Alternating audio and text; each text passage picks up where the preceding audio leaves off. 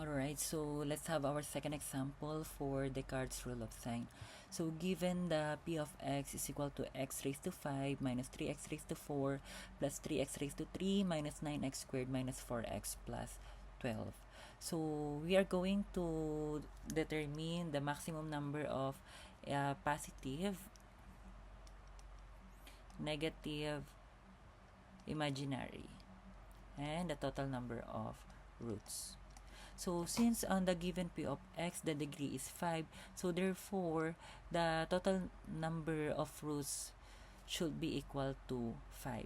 So to determine the maximum number of positive real roots, again, we are going to count the number of sign changes on each term of our polynomials. So from positive to negative, that is counted as 1. Negative to positive, there is also a changes, so counted as 1 again. Positive to negative, that is 1. Negative to negative, 0. And negative to positive is another 1. So on this given, the maximum number of positive real roots can be 4. Sabi natin less than by an even number. So it can be 4, it can be 2, or it can be 0.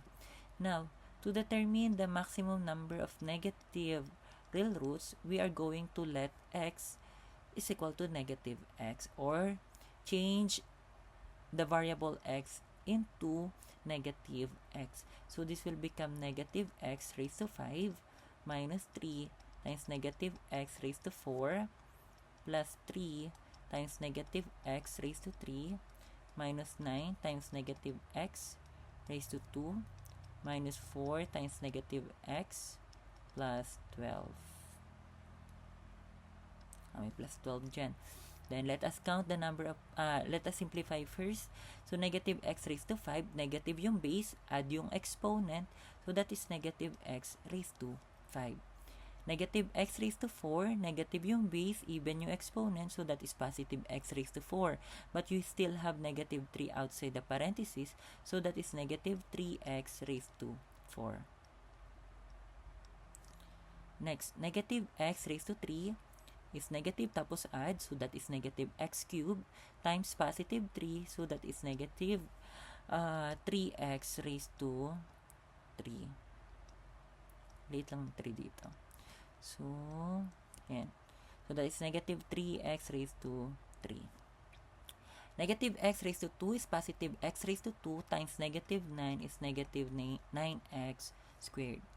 And negative 4 times negative x is positive 4x plus 12.